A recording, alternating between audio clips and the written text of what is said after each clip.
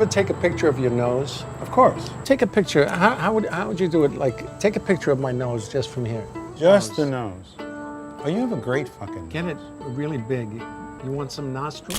You could hang that on the wall. Christopher Walken has the face of a man who could walk into a room and make the temperature drop a few degrees, but inside, he seems to operate like a radio tuned to the wrong frequency. He does not hunt for jokes, and he rarely signals where the punchline is supposed to be. He simply looks at a strange idea, considers it with absolute seriousness, then places it on the table as if it were the most obvious thing in the world. If you enjoy this kind of comedy with no wink attached, make sure to hit like and subscribe. Walken does not seem to make a clear distinction between an important memory and a detail that probably should have floated away. In his mind, everything is stored with the same level of ceremony, even the fate of an object that was born to disappear. Years ago, That wedding was so nuts. I recall we stole the ice sculpture. I wonder what happened to it. I don't know, it probably melted. He tells stories like someone opening an old drawer, finding something slightly absurd inside, and still deciding to bring it out for everyone to see. Walken never acts as if he has just said anything strange, so the whole room has to adjust itself around him. What do you do? How do you do I make it? a lot of movies, but at some point, usually, if you get up early and you're in the makeup chair at 6 in the morning, and I pretend that I'm sad. Sooner or later, somebody says, "Chris, what's wrong? You look a little sad." And I say, "Well, it's my birthday, and I'm all alone." And Even when he is deliberately setting something up, he does it with the manner of a man sharing a tax-saving tip. No laughing first, no underlining the joke, just presenting the strategy with a calmness that makes the plan sound more believable the longer it goes on. Especially if they got to open a restaurant together or something. I take care of the kitchen. You I do work the clean front. up. I'm doing the prep. Greet the people. Burton Irving's. That's the name of the place.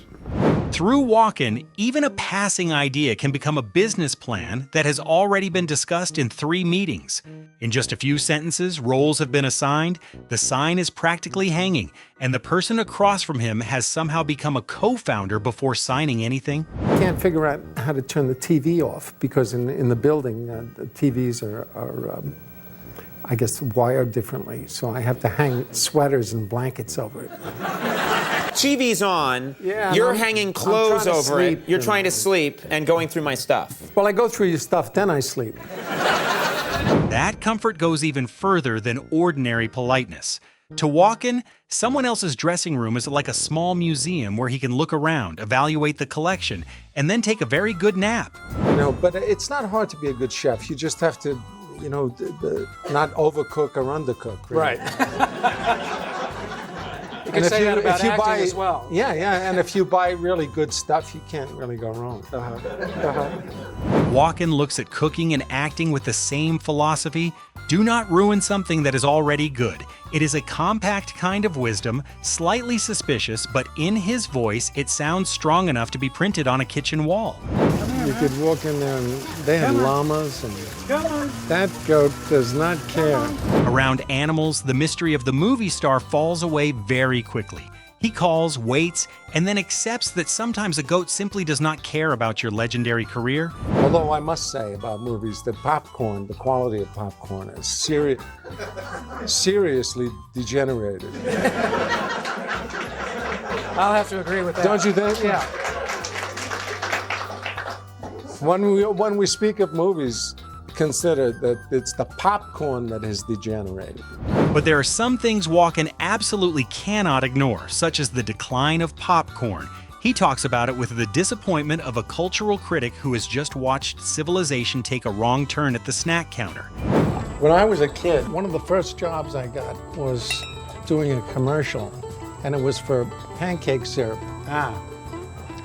And I had to spend the whole day eating pancakes. They didn't have a spit bucket? It was difficult after a while. That attitude may have started early, when a job that sounded sweet turned into a test of endurance. Walken does not turn the memory into tragedy. He simply lets the truth sit there. Even pancakes can become an opponent if life gives you too many of them. Days it was very basic. You had a huge can of jelly, Right. and it had like a hypodermic on top of it with 2 needles. Right. And you'd take a donut in each hand, you'd stick it on there, and then you'd push it down like a dynamite thing. Right. And the jelly would go into the donut, and it was very exciting. At the family bakery, his joy came from machinery, pressure, and the feeling of activating some secret device. The way Walken remembers making donuts gives childhood labor the atmosphere of a very small action movie.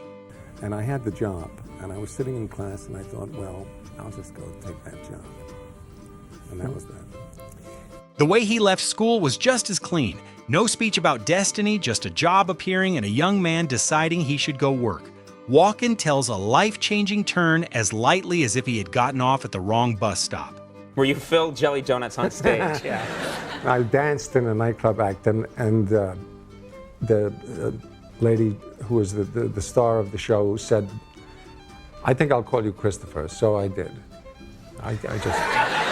Even the name Christopher arrived with no grand ceremony. Someone suggested it, he agreed, and Ronald Walken left the room as if he had only changed coats. For someone else, that might be an identity decision. For him, it almost sounds like switching items on a menu. Terrible. It was only about 2 hours from where I lived, but I felt that I'd gone to Mars and that I was never getting back. And it was something that always happened to me as a kid. I'd only need to go an hour from where I lived, and I just wouldn't know where I was. And that flashed back on me very much. So. Behind that calmness was once a boy who only had to get a little too far from home to feel as if he had drifted off the map. He observes that old confusion with dry honesty, making the past feel both lonely and funny in a very human way. Your mother made you do that too? Well, that was part of it. There's a whole generation of men my age from Queens who can tap dance. And there was part of Saturday, that's what you did. Then there was a Queens where boys learned tap as part of a normal Saturday schedule. In Walken's world, that seemingly special skill was just neighborhood life, like knowing how to ride a bike or knowing which sound would drive the people downstairs insane. Knock us out here with something. Wait a minute, I'm a little nervous. Those rubber heels ought to help. Is that going to work at all? I'm going to do this. All right, wait a There we second. go. Here we go. Pull back. Years later, when asked to perform on the spot, he still has the look of someone checking the safety of the floor before doing something completely unnecessary. The hesitation does not interrupt the rhythm. It is the rhythm. That is my favorite dance move of all time. That one right there. I live in the country, and that's what the raccoons do at night. Walken does not just dance. He has an entire ecosystem for explaining the dance. One small movement passes through his imagination and returns carrying darkness and a few raccoons as choreographers.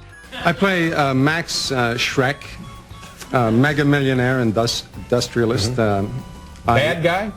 Yeah. And one of the last men on Earth to wear spats on a daily basis. Even his villains are built from details few people would think about. Walken does not only see a powerful crime boss, he notices an accessory small enough to suddenly give the character a history, a habit, and a suspicious wardrobe. To be asked to do something that you haven't done before, then something that you've been sinister things, villainous types. I kind of got a ball rolling on it somewhere, and it sticks. I'm happy. I'm happy about it. It keeps me working. He understands that Hollywood has stamped him with dangerous roles, but he does not fight the label. Walken looks at his career like a machine already in motion. If it still takes him to a film set, he is happy to sit quietly and watch the scenery. By the way, we finally saw The Deer Hunter. That movie was hilarious. Hilarious. Thank you. It was good for me, too. When one of his heaviest works gets pulled into a family conversation, he can turn it in the opposite direction with only a few shifts in his voice. Walken does not destroy the image. He places it in the chair beside him and keeps talking. I could have started there, because I shot myself in the head. It leaves an impression. Yeah. Don't want to try this at home.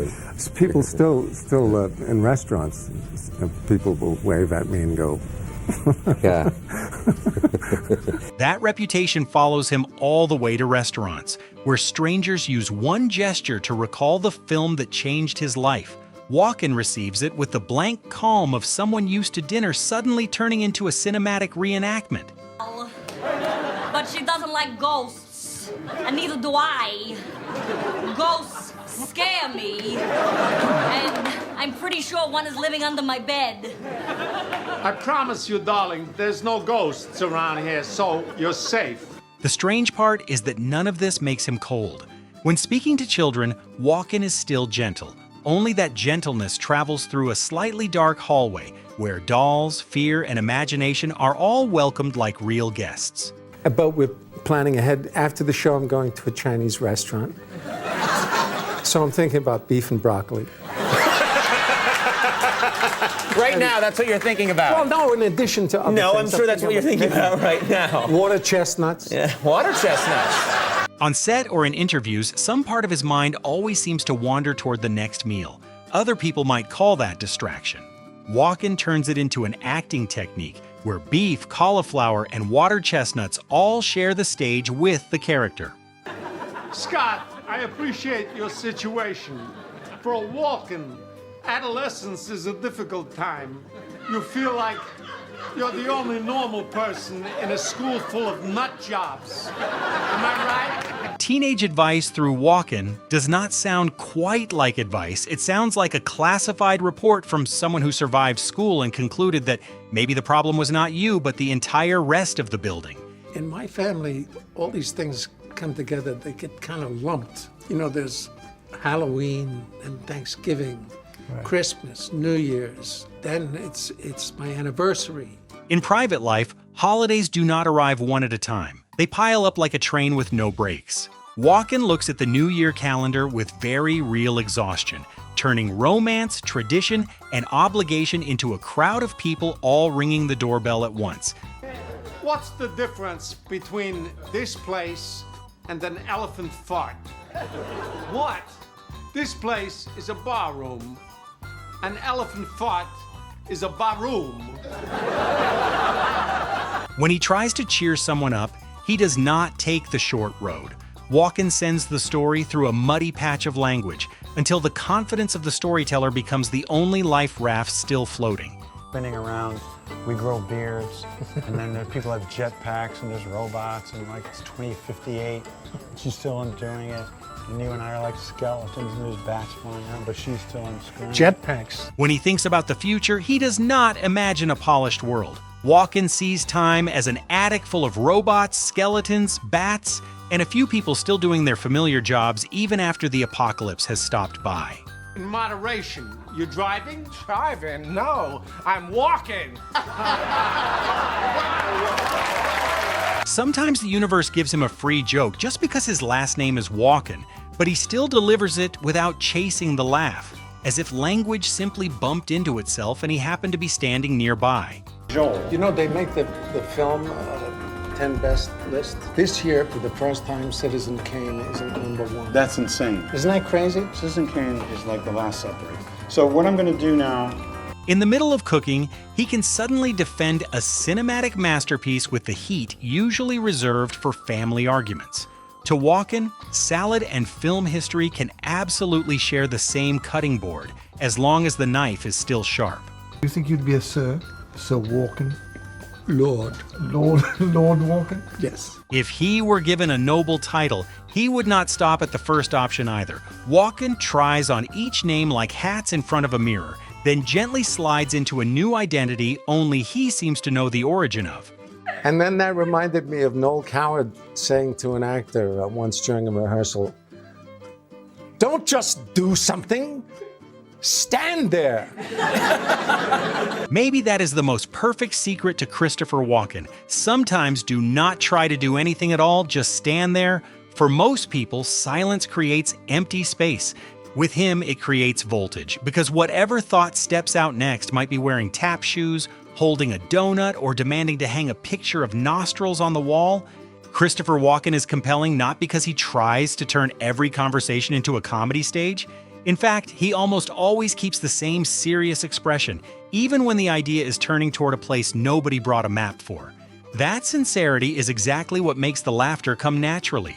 He does not stand outside the story to mock it, he truly lives inside his own logic and invites everyone else to step in. There, small memories carry weight, food has philosophy, dances have raccoons, and one pause can become a punchline. Comment your favorite moment, hit like and subscribe so you do not miss the next videos.